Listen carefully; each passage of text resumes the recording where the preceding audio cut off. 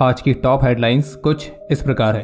Powered hang gliders का इस्तेमाल करने वाली हमास की टैक्टिक्स से सबक लेते हुए अब डीजीसीए ने भारत में इन ग्लाइडर्स को लेकर लगाए कुछ नए रूल्स। भारत पाकिस्तान सीमा पर पाकिस्तान ने एक बार फिर से किया सीज फायर का उल्लंघन, बीएसएफ के 2 जवान घायल।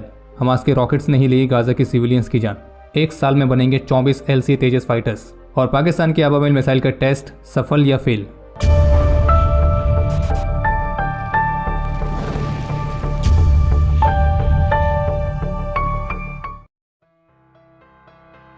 कजाकिस्तान में आयोजित की गई सेंट्रल एशिया मीट के दौरान भारत के national security adviser Ajit Doval ने सेंट्रल एशियन स्टेट्स के लिए टेररिज्म को काउंटर करने के उद्देश्य के साथ एक फुली फंडेड स्किल प्रोग्राम को ऑफर दिया है और जिसके माध्यम से सेंट्रल एशियन स्टेट्स के लिए भारत एक ऐसे कैपेसिटी बिल्डिंग मैकेनिज्म को स्थापित करने में मदद करेगा जिससे वो टेररिज्म को और भी प्रभावी तरीके से काउंटर कर सकेंगे।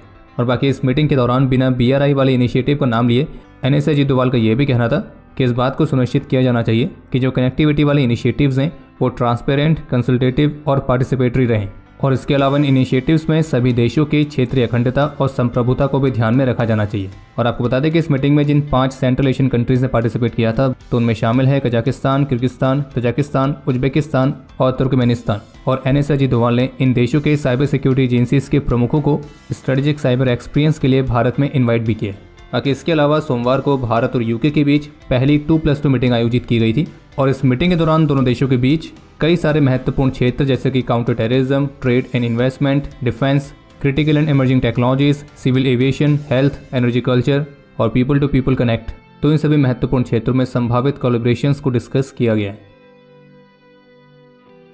7 अक्टूबर को पूरी दुनिया ने देखा कि कैसे हमास के आतंकियों ने इस बार एक बिल्कुल ही अलग तरह की टैक्टिक का इस्तेमाल किया था इसराइल में अभी तक की सबसे बड़ी घुसपैठ करने का, और जिसमें उन्होंने मुख्य रूप से पावर्ड पैराग्लाइडर्स और हैंग ग्लाइडर्स का इस्तेमाल किया।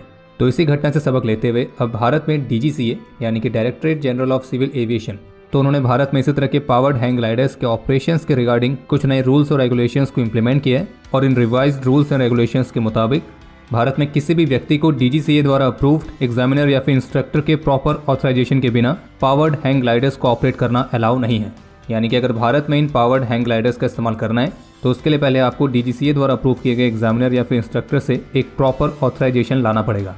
और DGCA द्वारा अप्रूव्ड एग्जामिनर या फिर इंस्ट्रक्टर बनने के लिए आपके पास पावर्ड हैंग ग्लाइडर के ऊपर कम से कम 50 घंटे का एक्सपीरियंस होना चाहिए और इसमें कम से कम 10 घंटे का एक्सपीरियंस डुअल मशीन का भी होना चाहिए। और जो इंस्ट्रक्टर या एग्जामिनर होंगे तो वे फ्लाइट के लिए बाकी के इंडिविजुअल्स के ऑथराइजेशन और उनका मूल्यांकन करने के लिए भी जिम्मेदार रहेंगे। इसके अलावा जो नए रूल्स अपडेट किए गए उनके मुताबिक भारत में पावर्ड हैंग ग्लाइडर्स को बिना DGCA द्वारा इशू किए गए सर्टिफिकेट के किसी भी पर्सन या फर्म को बेचा नहीं जा सकता है। और DGCA का जो ये सर्टिफिकेट है तो ये गृह मंत्रालय से उस खरीदार के बैकग्राउंड को अच्छी तरह से चेक करने के बाद ही जारी होगा। इसके अलावा भारत में कोई भी पर्सन या फिर फर्म पावर्ड हैंग ग्लाइडर्स को एक्वायर करना या फिर मैन्युफैक्चर करना चाहते हैं तो उसके लिए उन्हें DGCA के माध्यम से गृह मंत्रालय से एक सिक्योरिटी क्लियरेंस हासिल करना होगा।